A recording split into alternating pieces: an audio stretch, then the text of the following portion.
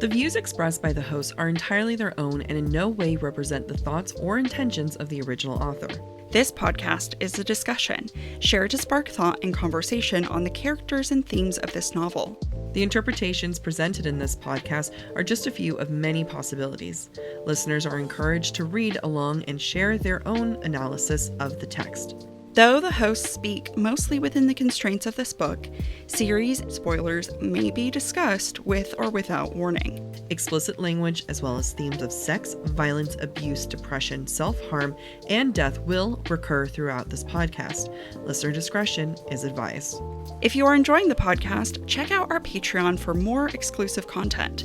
You can find us at patreon.com/BookTok for BookTok.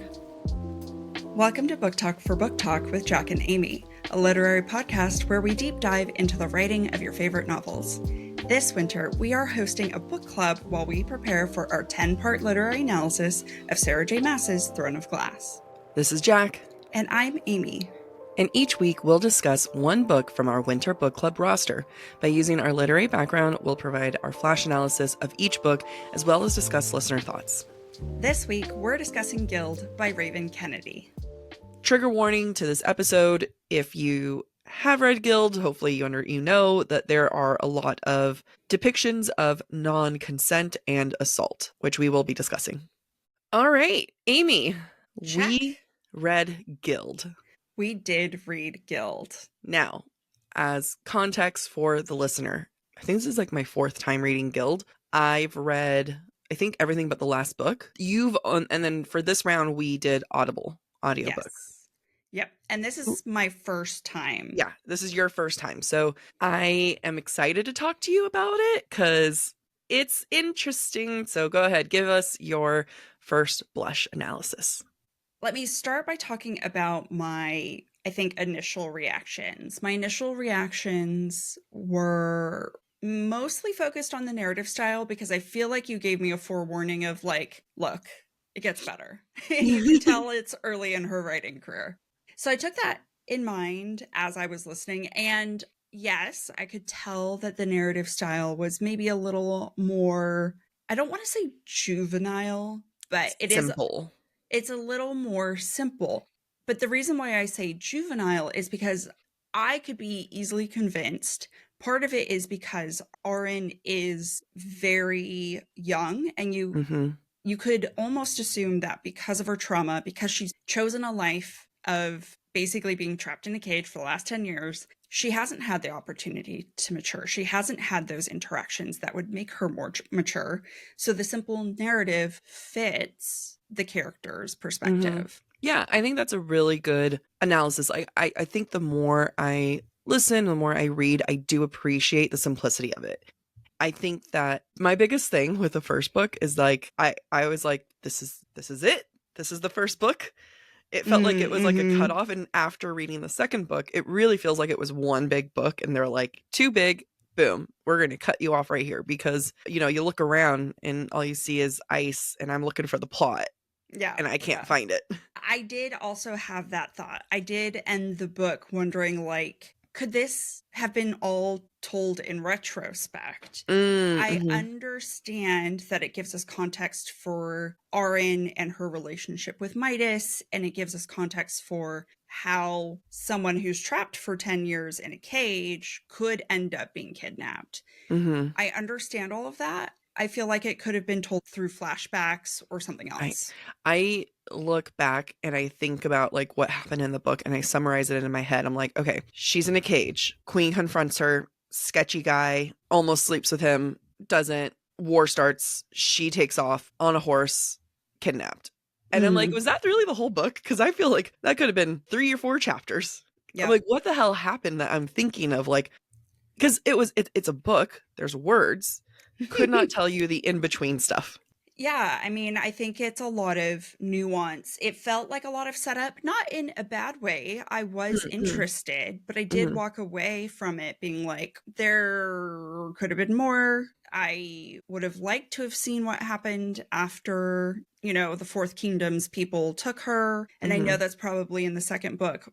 So to your point, knowing that the first and second book feel like they were probably one book to begin with makes sense. Yeah. Because I did walk away being like, this is not complete. Not again, not in a bad way. It does a lot of setup. Yeah. But But as it someone wasn't a complete book. it didn't feel complete. And that's me having only read it once and having read none of the rest of the series. I mean, that's why we say flash analysis, That's because right. we aren't flashing here, folks. We are just giving you first initial discussions. Yeah, I really do like the setup. I do like the world. I do like everything that it does. We talked a lot about this in Hosab's season where we discussed like beginning, middle, end. Mm-hmm. And you don't really get beginning, middle, end. It's like beginning, middle, middle, middle, middle, middle, middle, middle, end. No, I would just call it beginning. I think Yeah, actually, the kidnap is the is the middle. inciting incident, really. Yeah, I don't think we talk enough about inciting incident. And would you like to give a little definition to the listeners? I like that you always make me give the Because I'm worried I'm definitions. going to screw it up. Well, and I'm worried about the same thing. Slash, you never ask me in time, so this is now a competition. If you all want to answer the question, you got to ask me faster. Fair, fair, fair. Okay, inciting an incident typically is found at the start of the book. It's what changes, it kind of is the spark that ignites the plot. It's Mm-hmm. the moment that something happens that fundamentally changes for the protagonist that sets them off on their adventure. And it can happen like pretty early on. Like Harry Mm-hmm. Potter discovers he's a wizard, goes off to wizarding school, Right. right? I'm trying to think like famous books like ACOTAR. Farah is going, is Stolen by captured. Tamlin. Yeah, she gets taken by Tamlin. And then it's the thing that kicks it off, but not the full plot initially, Yeah. right? Yeah. It's like, okay, your hero is about to go on their journey. And it can be as simple as that, and it can, or as like grandiose as that, or as simple as like, I'm trying to think like, Well, Star Wars, the inciting incident is, and I'm talking about New Hope, Luke's aunt and uncle are killed. Yeah, yeah. And so he's like, well, he's got nothing left to keep him on Tatooine. So now he's going to go find Han Solo and take off. Yeah. To your point, the inciting incident is the kidnapping, like, Mhm. or is the like taking off into the Iceland. And you don't get some of those like structures that I think is comforting in a book. And not just comforting, it makes the read more interesting, palatable. Mhm. Because I think what keeps this book interesting and keeps the listener going or reader is RN and to the world. Because let's get into the Midas touch of it all. Mhm. I did not see it coming, actually. Really? I actually did not. And I'm shocked at myself that I didn't see it coming. I don't want to use this word, but like, am I disappointed? I mean, maybe, no. I mean, I think I see all the clues in retrospect. Yeah, yeah. It wasn't obvious, which I actually appreciate. Sometimes I think it's a very fine line of things being too obvious. Oh, absolutely. Yeah. And I do feel like Raven, the author, did a really good job kind of walking that line of being too obvious versus leaving the clues there. And if the reader isn't paying attention, which apparently I was not, did not pick up on it. But as soon Yeah. as it's revealed, I'm like, yep, that makes sense. I think like the only reason why I guessed it so early on is because I was like, oh, well, she's the main hero. So of course it's going to be her. Like, you know what I mean? I think I just, not because I had clues, but rather like, oh, formulaically, like this is what would happen. Like the second she had all gold, she has the ribbons and everything. I was like, oh, well, logistically this makes sense. However, I think to your point of like the clues that Raven does, I think one of the biggest clues to me, not clues, the biggest misdirect to me that she does is the fact that RN never uses it. Like she never fights back. She never threatens Midas. She never says, hey, I'm going to withhold this. This is a huge leverage and a huge power that she has over him. And not once does she even think about or hint about thinking like, oh, well, you know what? You keep screwing women and men in front of me. I'm not going to gold touch anything now. Yeah, I agree. Complete misdirect. And I think that's where she comes across almost as childlike. She's so trusting of Midas and their relationship that she doesn't use her powers against him or blackmail him. So it never really crossed my mind. I don't know if everyone had heard of the concept of the Midas touch. Like, this is a fairy tale, folklore. I don't know. It's considered that. I think it's technically a fable. I think it's one of Aesop's fables, is what it Oh is. my God. This is why I ask you for things, Amy. Yeah. I mean, so it is it's a fable that I had heard growing up. Like, it's not Hmm. like I sat here and listened to it. Like, I know it word for word or anything, but you get the general gist. There Hmm. was a king. He had the Midas touch, and eventually he turned himself to gold in the fable, I believe. That right away was such an interesting concept of like, Hmm. we get a lot of Beauty and the Beast. We get a lot of Cinderella. We even get Snow White. To do one of the least sexy ones out there and to do the Midas touch, I think it was really smart and genius and really unique. I completely agree. I love the idea of taking something that is not female centric, that is not one of our Disney princesses, that is Hmm. not something that we're accustomed to associating with romance, and saying, what if the king didn't really have the Midas touch? What if Yeah. Midas's touch actually belonged to a woman who he kept trapped in a cage like a bird? And maybe that's the whole point of the first book, Yeah. is Yeah. just flipping the script on your expectations of Midas and his power or his lack of power. Hmm. I thought it was really well done. Yeah. I agree. Even for me, when it wasn't a surprise, like I kind of guessed it, not because of the clues, but because I just figured that's what it would be. It doesn't matter whether it was a surprise or not. The reveal was great. And I think, and Yeah. that was actually one of the pros that our listeners listed was the reveal. The reveal was top notch chef's kiss. Hmm. And I agree with that. I think that the reveal was, whether you guessed it or not, was just great. What I didn't guess was the fact that she only could use it during the daytime. I don't think we know that. Yeah, we do. Really? I must have missed that. At the very end, she talks about waiting for dawn to come up in like the window. And so while Mm. Rizzo, is being, assaulted, she's Hmm. like waiting for dawn. And she says, I've always been a bright side kind of girl. Oh, that makes sense. I did Hmm. not pick up on that. Yeah, yeah. See, like it is subtle. Like there's a lot of subtle things. Hmm. The more that we're talking about it, it's like, maybe I'm okay that this is the first half. I still would have liked a little bit more plot. Liked a little something in there. I actually, so the thing that was obvious to me was Midas's playing of the king from the Fifth Kingdom, Mm-hmm, hmm. who he betrays, Yeah, whose army he slaughters, who he ends up killing. That plot line was obvious to me.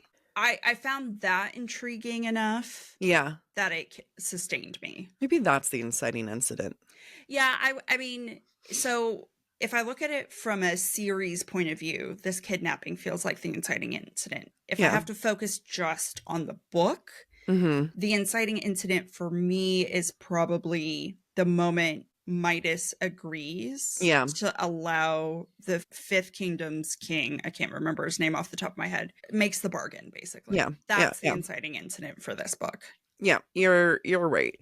All of a sudden, I'm like, going back, I'm like, maybe I am too harsh on this book because it is well crafted, and because her other books are really well written, Mm. maybe I was fooled this whole time. And I want to go into something that you said at the very top of like Arin being young, juvenile, naive. And Mm. one of the things that Kennedy Raven, drops so Raven. subtly.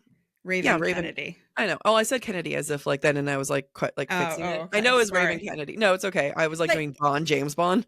yeah, Kennedy Raven is also a great name. It is like that's my pen name, and people. I'm also Mass Sarah. uh, one of the most subtle things she does and glazes past it is the way that Midas groomed Arin. Hmm. We go a little bit more into it in other books, but like all of a sudden you kind of do the math of like, wait a minute, she was like 15, 16, Yeah, she was a child. and he was 7 years older than her. Yeah. And you start doing the math and you're like, that can't be right.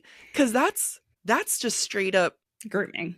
And that's why the narration didn't bother me, Yeah. because it felt in character for someone who has been groomed and has been stuck Mhm. essentially as a 15-year-old. Yeah. She might be in her mid to late 20s, but her perspective is the perspective of a 15-year-old, which makes sense for someone who's been groomed and A sheltered. and trauma, like, 'cause she does Mhm. hint to it in the first book of, like, having had been forced for sex work early on, Yeah. and then all of a sudden, here's this man who says he's gonna protect her, Yep. and of course, like, all of a sudden, you're just gonna cruise control and be Yeah. like, "Nope, I'm good. I don't need to think anymore. I'm done. Like, this was it. Life is Yeah. hard." For that reason, I think all of the subtleties of Arin's true powers, the Mhm. subtleties around, Midas's intentions, the queen's intentions, all these things, I felt like, oh, Raven has a talent, Yeah. and I do want to keep reading this series. I do really enjoy this series. Like, it is a very interesting series. It keeps you going. Like, it really Yeah. keeps you going. And I do, now I'm talking about this, I'm like, I am appreciating her writing a lot more than I ever did before. Hmm. So let's talk about some of the other good things that people have here. Okay. So someone says, I loved the imagery, the gold, the snow, Arin and her ribbons. Okay. Okay. What about that? Oh, just like visual imagery Yeah, rather I think than the visual figurative. Okay. I feel like this was a visually rich book. Yes, I agree. I agree. I can picture it. I'm there. I can imagine everything.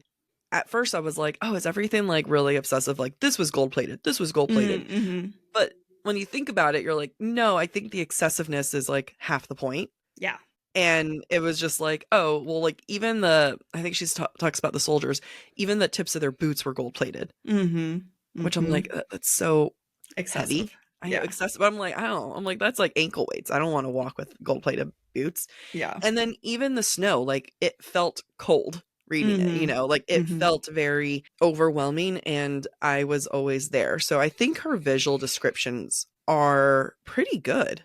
Yeah, I agree. I did have a very distinct feeling of her being in this warm golden bubble, and it's very Mhm. cold outside. And then when she leaves the castle to go meet up with Midas in Fifth Kingdom, you Mhm. feel the difference between the warm golden bubble and the Yeah. outside world.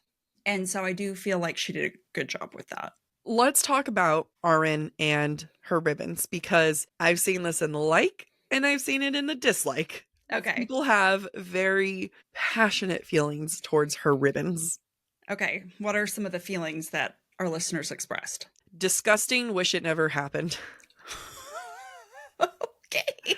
So, oh yeah, here we go. The ribbons give me the ick. I don't know why, but I do not like it.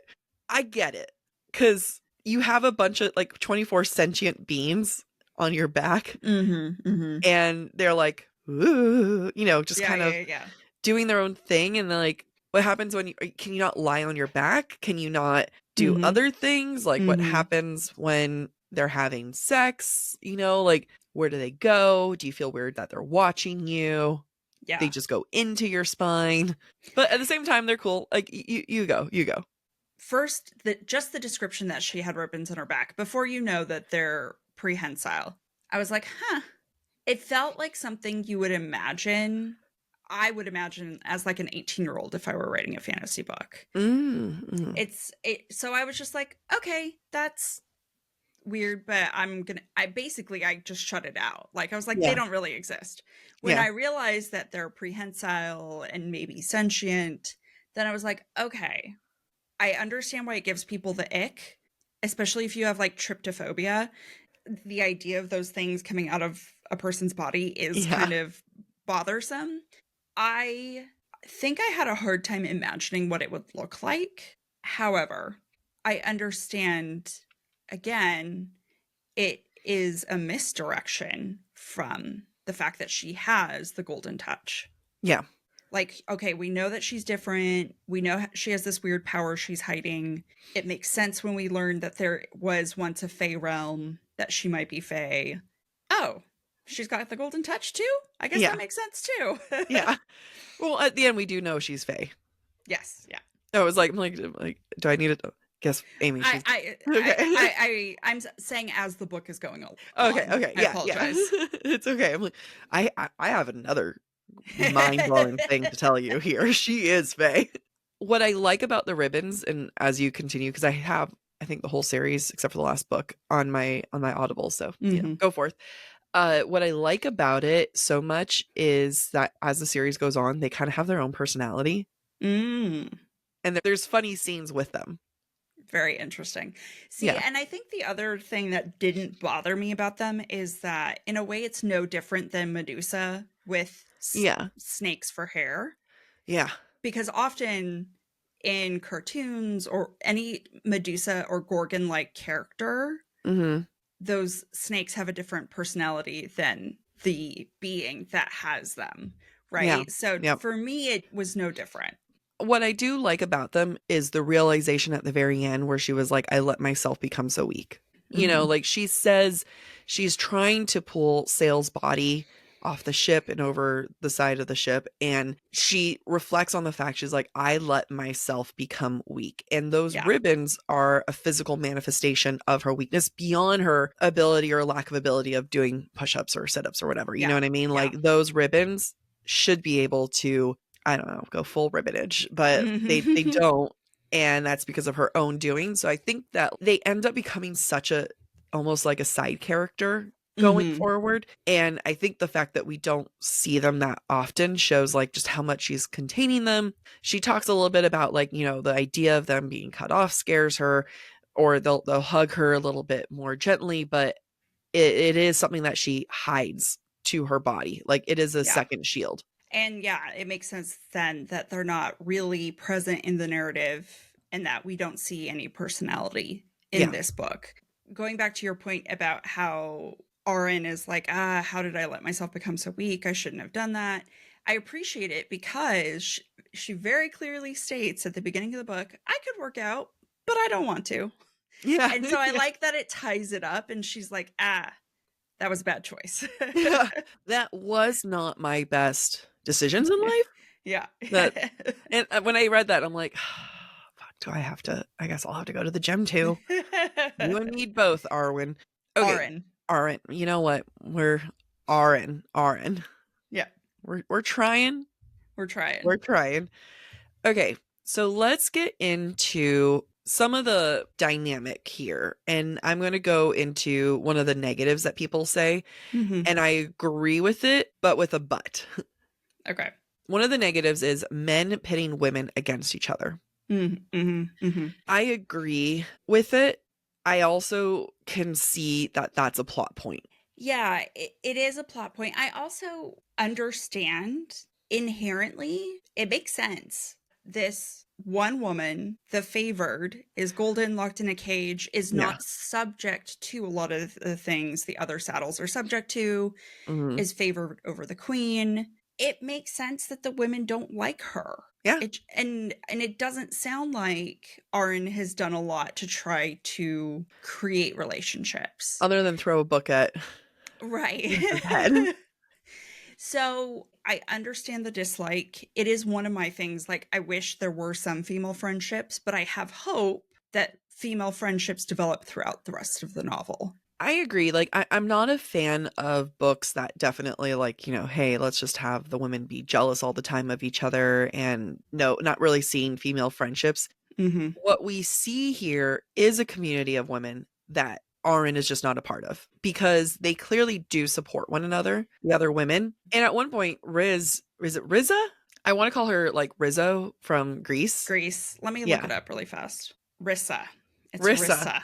Rissa. There's a lot of clues of Rissa, kind of helping Arin, really going towards seeing what she's trying to do for her, taking the lead. I appreciate that Rissa is the leader of the group. You don't have the main character being that leader. Yeah. And I really do like her quite a bit. And I do think that the concept of female friendship is going to be explored. Like, I know it is explored more. And I Yeah. think that there's a lot of clues to it. And I'm hoping this is more than just my interpretation. I'm hoping that rather like saying, shit, this sucks that, like, women are just pitted against each other, I think it's more of a theme in the book Mm-hmm. rather than a concept that like I would harp on. Does that make sense? Yeah, it does make sense. I think also, to your point, Rissa is a leader of a group of women who support each other, and she warms up enough to Arin to engage her. And I have faith that that will continue. For me, I think it actually is important for this book that Arin has no female friendships, because if she did, they Hmm. would tell her Midas Yeah. groomed you. Yeah. Like, hey, babe, you're in a golden cage. You're in a cage. You're trapped. If Arin had any female friendships, even a single female friendship to whom Yeah. she confided, Arin could not be Arin at this point.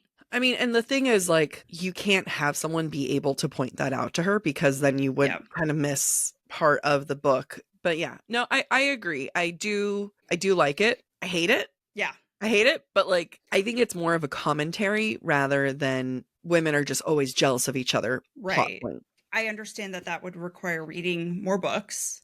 Now, if you read the series and no female friendships ever developed, knowing that Yeah. there's 6 books, maybe more, in this series, then I would have a problem.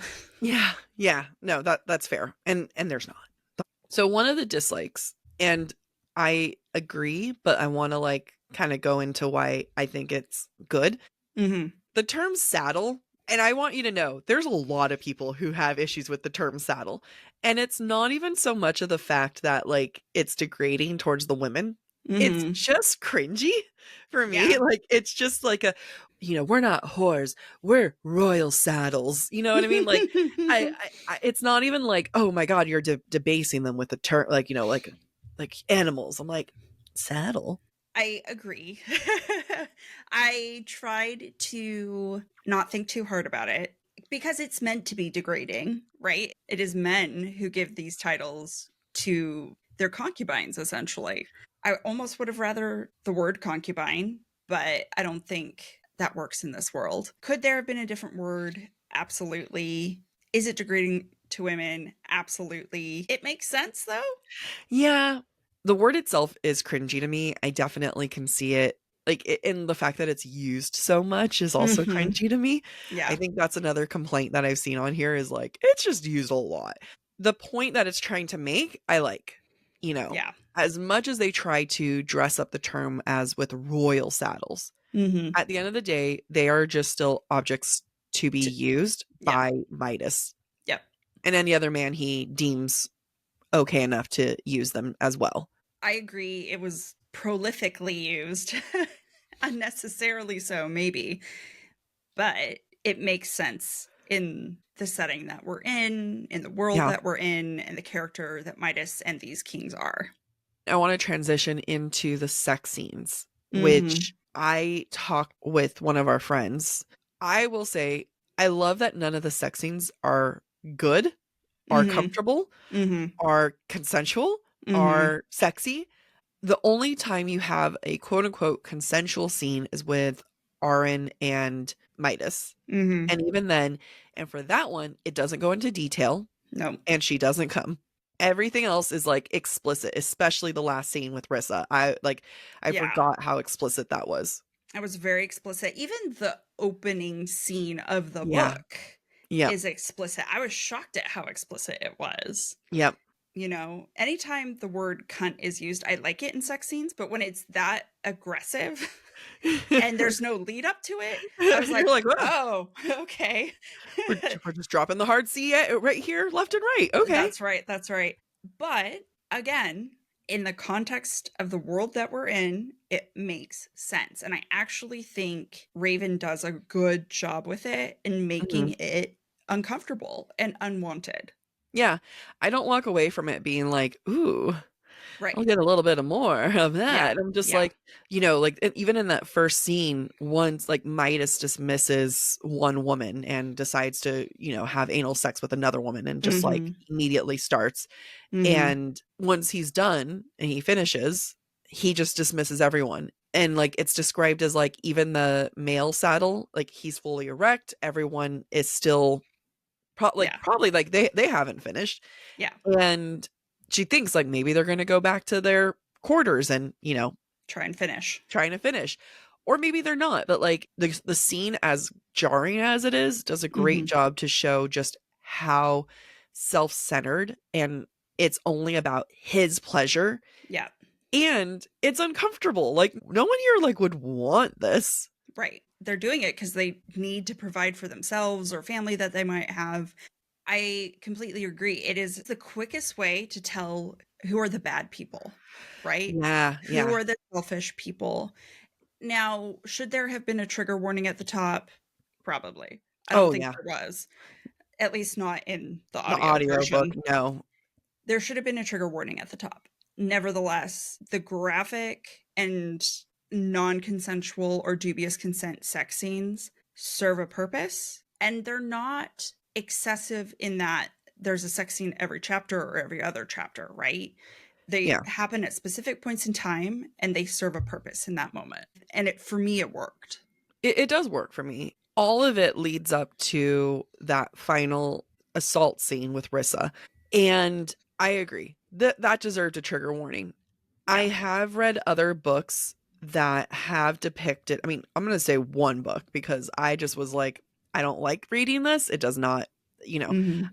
your girl can dabble with dubious consent, but like once it's Mhm. like flat out assault, I don't like it. And I'm going to like reference Hunting Adeline, where that one was like, I'm like, Mhm. nope, too far. Turns out can't handle it. And this is one that I think the reason why I can come back and reread this one versus like a Hunting Adeline, where it's like, nope, never going to read that again. I don't like what's happening to Rissa. I think that what Raven does really well is the descriptions of how Rissa tries to quote unquote meet him on the battlefield, right? Mhm. Mhm. Trying to take control of this moment. Now, ultimately, it turns into full-fledged assault. But like you still have these women fighting back as much as they can. And it is as uncomfortable. I don't like it. I hate reading these types of scenes. I hate thinking of Rissa crying. I hate all of that stuff. But at the same time, it was done. It was, I don't want to say it was done well, because again, I hate these types of scenes, Mhm.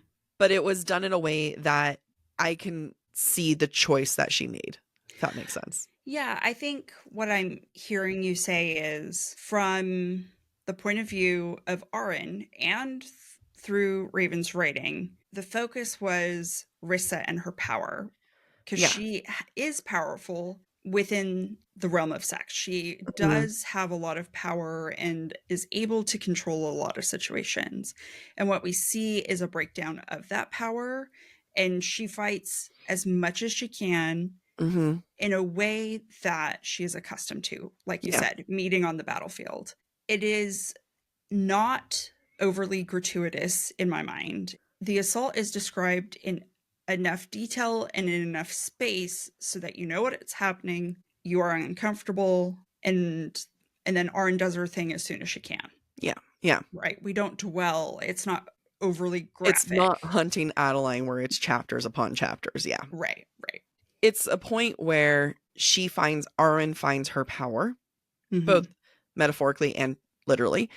And it is one of those moments where I think that you can see how Rissa inspires her. Yeah. Not just oh, she's in trouble, I need to go help, but in the Mhm. sense of she's strong. Look Yeah. what she's doing. She's trying to handle it like as a, what she calls, they call themselves a professional. Mhm. She's trying to do it like with the best grace and ability that she can. And I think that that inspires Arwen within itself. And to that, I do like that it's another woman who inspires her. It just sucks that a woman has to be assaulted in order to inspire. Yeah. So, just to kind of wrap up on that final scene with Rissa, Mhm. someone says in the pros, glad that there was some justice towards the end. That's what made me go on to book two. Yeah. Yeah. Yeah. And like, I love the description of like his, again, this is what they describe it, his purple cock turning into gold and having that out and everything. I also Yeah. discovered recently that King Tut was mummified with an erection. Really? Yeah. Yeah. Wow. So I thought about that a lot as that was playing out. Yeah. Back to the readers or the listeners' point though. I do think so let's think about this, having just discussed the assault scene. Yeah. If the captain got away with it, Yes. I could not read the next book because there's just so many bad people who get away with shit in this book. And so it is important. And I do appreciate that justice is done. This is how Arn's power is revealed. Hmm. She's able to really truly protect Rissa in a way that is not throwing a book at her face. Yeah. Not that she protected her, but helped Rissa get vengeance. Hmm. I think that that is really necessary in Yes. order to conclude this book and say, I'm willing to go to the next. Because then it turns into, now I only read the first book and a half of Game of Thrones series, Mm-hmm. so I'm going to be referencing more of the TV show. It was exhausting having women used season upon season upon Mm-hmm. season. Now, eventually, women were in control. It was like, the three queens at the very end, all against each other. Then that was cool. However, it was too much to get to that point. And Mm-hmm. if this had not happened, it would have turned into like that Game of Thrones of like, great, so we're just going to use women over and over and over. Yeah. But I think it gives Arin just enough of that, like, you're capable to go into the next book. Yeah. And it was probably, no, I don't want to say, I can't remember, and I don't want to spoil anything. I can't spoil it because I don't remember. I was going to say it's probably the first time she used her powers as like a defense weapon, but like I have no memory of that or not. I Mm-hmm. have a general memory of like what happened to her as a kid. Anyway, but I mean, it definitely in her adult life after being captured, it's the first time she fought back ever. Yeah. And you needed to see that from her. Yeah. Yes, we did. Especially with, we haven't even talked about the queen, which is like, I can see that being another frustrating moment where it's like, God, just another woman who's out here raging, pissed off. Yeah, but she's mad at her situation and she's mad at Midas, right? She takes it out on And Arin. she takes it out on Arin. But she is another one that I understand her rage. That as a woman of royal heritage, just because she didn't present magic, she now is Yeah. powerless and she's useless and sidelined. And she does say to Midas, I know the truth, which means she does know that Arin is the one with power. And therefore, Arin could be the rightful queen because Yeah. she's the one with power. Yeah. I hadn't put that second logic of like, oh shit, you're right. Like Arin could come in and be like, screw you bitches, I'm queen now. Right. So the rivalry there makes sense. Again, Yeah. don't love it, but given the context of the world and how the royal line works, it works. I you know what I do appreciate about this book, and I think is risky. Now, this book was one of the early romantasy books out there. What year was this written? 2020. Really? Really? It felt longer than that. Feels much older than that. That can't be right. I'm looking. Published 2020. That feels so. I could have told you 2016, Yeah, 2018. that's what I was guessing. I guess it's like coming up to 5 years. I mean, Oh next year yeah. will be. The final book just published this year. Yeah. Yeah. Which like is impressive because it's only been 4 years and there's like 6 books in the There's series. 6 books. Yep. Maybe that's why it feels, I mean, and that actually confirms the first book was just really long. I mean, not that it confirms, but that's my suspicion. Mm-hmm. If she was able to publish it so quickly, I wonder Yeah. if like the first 2 books were ready. Yeah. Probably. They might have all been ready. I mean, it Yeah. looks like there were 2 books published in 22 and then 2 books in 23, maybe. Holy crap. I could be wrong. I don't even remember where I was going with this. Oh, here we go. I remember now. So, what I appreciate with this book, especially when you go into the romantasy genre, you do not have the main male romantic lead. Mm-hmm. And I think that she does a good enough job that I was like, I never thought that it was truly Midas. Oh yeah, I was never convinced that it was Midas. Yeah. Like, so I wasn't sitting here being like, well, maybe Midas will get better. I was like, Yeah. okay, where's our shadow, dark, morally gray? Well, but there's also a period where you're like, it could be Sale, like it could be like a Kale Yeah. character, right? Yeah. and then he gets killed off and you're like, well, shit. We didn't meet the main love interest in the first book. Yeah. Which is, And again, a risky thing to do for a romantasy. But it I think it is. was still when romantasy wasn't like a hardcore genre, because it was like one of the Mhm. earlier books. I mean, and that's almost another reason for you to keep reading. Like, Yeah. wait, I haven't met the main love interest. I'm okay that none of these men are the real love interest, Yeah. but where the fuck is he? I know. And then all of a sudden you're like, oh, okay, she's being kidnapped for the evil army. I guess where this is going. Yeah, I can see But I where. will say, even with the main male love interest, Uh-huh. there's a good plot twist there. Oh, I'm excited. I think you're gonna really enjoy continuing this series. I'm excited to kind of go back because I want to like re-listen to like get to the latest book. And I sent Amy, I was at a book event last night and I sent Amy like all the books, and it was like a really pretty cover, and I just was like, I really want them. And it's not, and I was trying to be like, why do I like this series so much? And as I'm talking Mhm. about it with you, I'm like, no, I really do like this series. Even with the Mhm. first book, it's warming up on me, like Mhm. I will stick with it that this has no plot. There's no like true plot with this first book. And it is like okay, so we're here now. How did you spend all these words and all these pages to get to just do these simple things? However, very well written. She does a great job with a lot of these themes that she does, and Arwen's juvenileness and naivety. Oh, I do want to quickly bring up Digby. Oh, Digby, sweet baby boy Digby. I want to get a dog and name him Digby. That's a very cute name. He seems like the father figure she probably never had. Yeah, yeah. I do hope he comes back. I have faith he will come back. But that was really sweet. That was a really sweet. And that's the thing, is that there's enough seeds germinating of like what could be good solid relationships that I'm Yeah. like, yeah, I do want to see where these go. Yeah.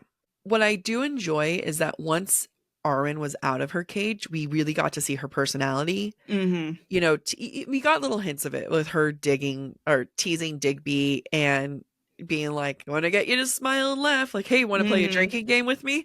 Yeah. Or, like just all those moments. And even when she's attacked and he like carries her up the stairs back to her room, I was like, that's really sweet. It is very sweet. But I do like that it did take that long to kind of see her personality a little bit more. And I'm reflecting on the first time I read it, and Arwen says to herself, like in her own narration, she was like, I'm hilarious. It sounded a lot like you in my brain. Yeah, I was like, why did I not like that the first time? Because I am now someone who very much will confidently be like, I'm hilarious. Like, it If is you great time in my head. Yeah. And I think that that speaks to a level of confidence that you do Yeah. have to have. I mean, real fast, I want to finish that quote, which is like, I'm hilarious. You have to be when you have no one to talk to and you're just alone all the time. I was like, reading it back now, I'm like, oh, okay, that's funny. And I really do think that the first time I read this, I was a lot more insecure. And someone might be like, Jack, you're 35 now. And this was written in 2020. You were that insecure that old? Yeah, okay. It's hard. I think a lot of people struggle with insecurity, and there are a lot of people who could be 70 years old and still Yeah. very insecure. And I really think that this book kind of like made me handle some of my initial insecurities. And I think that's, no, I'm not going to say, I know that that's probably why I didn't like Mm. Arwen at first, is because, she was able to confidently say, I'm hilarious. She was able to confidently say, I'm hot, Mhm. gorgeous. And she was able to confidently say of, I'm weak, I don't work out. You know what I mean? Yeah. Yeah. Like there's a level of confidence to her even when she is not a confident individual. Yeah. Well, and I think it's also self-awareness, right? Yeah, And yeah. I can see, having read this book, having heard, I was like, yep, this is a Jack. This is a Jack. This is a Jack. I could see how being confronted at a time in your life with something you want to be, or something you wish you could accept about yourself, Yeah. being really difficult. Yeah. Thank you. I love this idea though. Like I was like, oh wait, hold on. You said something. I'm like, I think it's genius, Amy. Let's go into that. The concept of self-awareness versus confidence. Mhm. Mhm. I think that she has great self-awareness, and that doesn't necessarily lead immediately to confidence. I think that's what it gets you to confidence. Yeah. But just where I'm like, holy shit, yeah, like this book, she's very self-aware, Yeah. but not self-aware at all. Like she's Right. gaining self-awareness because like she's very self-aware, and that's like another really good thing as her being an unreliable narrator, where she's tricking us, because you're like, she kind of knows that she abuses alcohol. She knows she doesn't work Mm. out. She knows Mhm. that she's funny and she's pretty, right? She knows these things about her, and you kind of, you're like, you get into this false sense of security as a reader, thinking, oh, okay, so whatever she says is true, because Yeah. she's saying Because these she's following things. honest. Yeah, she's very honest. Yeah. And you wouldn't expect her to lie to the reader, because she doesn't lie to the reader. I think she is as honest as she is to the reader because she's lying to herself. Exactly. She obfuscates some of the nuances because she's unwilling to examine those nuances, because she's unwilling to examine the ways in which she was groomed by Midas. Yeah, that would be a difficult thing to confront. You have to be at some level of denial if you're willing to trap yourself in a cage for 10 years. Yeah, to just flat out think, okay, I like, this is my home now. This is where I live, and Yep. this is me being safe. And even as she misses the outside world, it's still her thinking, I'm safe. Yep. And so I will say, I think this is a great example of an unreliable narrator in a way that is more overt than maybe Favor was in A Yeah. Court of Thorns and Roses. But it does make me like her more. As someone who's now older, wiser, I do appreciate her a lot more, and I can see the parts that I relate to. And Mm, now that I am older, wiser, and like those things about myself, and confidently able to say that, I like her and appreciate her more, being able to say that. yeah. And maybe we all just take a look at ourselves, listener. I don't know. It's Oh gosh, got really I well, attacked. there's ever someone's like in their car having some kind of existential crisis right now. They're like, damn it, I'm on my way to work. This is Yeah, why supposed to am be I a safe crying? space. Why am I crying right now? That's hilarious. But this is also like me hyping myself up, because I'm going to a speed dating event after this, I'm very excited for you. I cannot wait to hear about it. and I'm gonna walk in saying, I am funny. I am And self-aware. pretty. I'm pretty. Oh, and I last night. and I'm weak. No, I'm just kidding.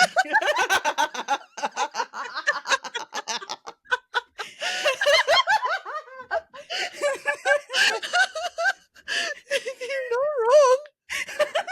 You're not wrong. Wow. When both of us are over our colds, Amy, you just doomed yourself. Oh man.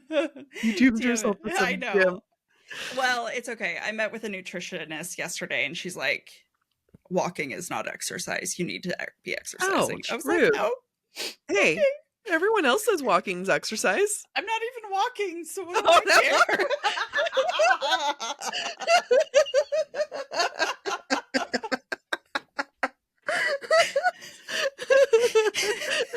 Confession, I'm not even walking.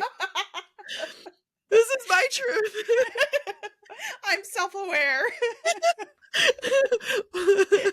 I do walk. I walk. Go on sad girl walks. Randall goes to most sad girl walks now, I love that for him. and he knows that like I won't change the name of them. Yeah. He's a sad girl on the inside. He is a sad girl on the inside. I can't wait to tell him that. No. No, I'll just get a little clip of this and send it to if our friends wanted to know the shit we say about them, they'd listen and support us They better. would listen to the podcast. Yeah. Because Totally. then we would self-edit more. I know, it's so true. I feel the same way with my mom. Sometimes she'll be like, did you say this? Because there was like this one listener when she lived in California who, shout out Jackie, she would go and tell my mom some of the things I'd say. And I was like, dude, don't narc on me. Now she's in Kentucky. Haha. Our demo's real low there. Jackie's like, fine, I will start Instagram messaging your mother. Sending her DMs on this week's episode. She was talking trash about how you don't listen to her talking trash. That's hilarious. This has nothing to do with anything, but like last night at the book event, there was I'm looking at the books, I'm talking to people, I'm in my element. And this sweet 18 something year old with her mom comes up to me, or they're walking past, and she looks at me, she's like, "You're really pretty," and walks away. And I wanted to hold her face between my hands and just say, "Sweet child, do you know how long I'm going to carry this with me?" I'm going to think about this every day when I get ready. Genuinely, I'm going to hold your face in my hand and just think, "You child."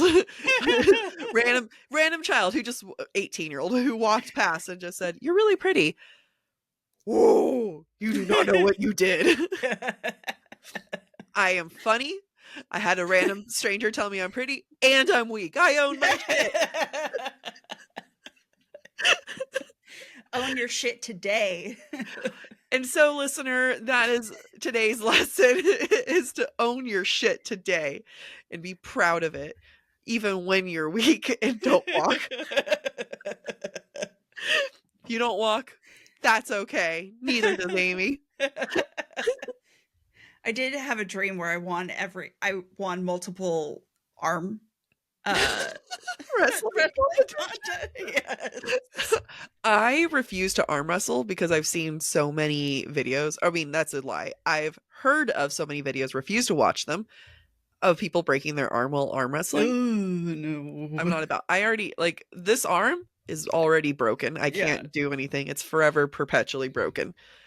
I can't sacrifice my right arm. Nope. For the sake. Okay, so we're going to have to go back to the gym. That's the... Yes, I know. We are. Wow. I felt good. I was thinking, oh, cool. We're ending this on a really fun note. I'm going to walk away. Nope. We're ending this on a back to the gym. Yep. All right, everyone. Exactly right. The Winter Book Club / Gym Book Club. Let's all listen to this while we're at the gym together. We're going to be down bad crying at the gym. Together. I love that none of this is about looking better. None of this is about losing weight. This is truly about, I know I need to be down bad at the gym. I just want to cry at the gym. You know what? The lesson is, if you want to save yourself and your girlfriends, you need to get strong. Yeah, that's Amy, what we learned today. Save me. Get strong. Get on it. I am but a flower. Let me be a delicate princess. Go save me. I think we all learned a lot today. So I think we did too. On that note, let's sign off. Thank you for listening to this week's episode of Book Talk for Book Talk with Jack and Amy. We encourage you to rate and subscribe to our show on your preferred podcast listening platform. Next week, we'll be discussing Trial of the Sun Queen by Nisha J. Tooley. We would love to hear your thoughts based on today's conversation. If you would like to submit your take on any of the books we plan to discuss later this summer, please be sure to follow us on Instagram, where we ask for listener thoughts and submissions. If you're enjoying the podcast, please visit our website, booktalkforbooktalk.com, to view our latest merch and learn about supporting the show through Patreon or Venmo. You can follow us on TikTok, Instagram, or YouTube at the handle Book Talk for Book Talk.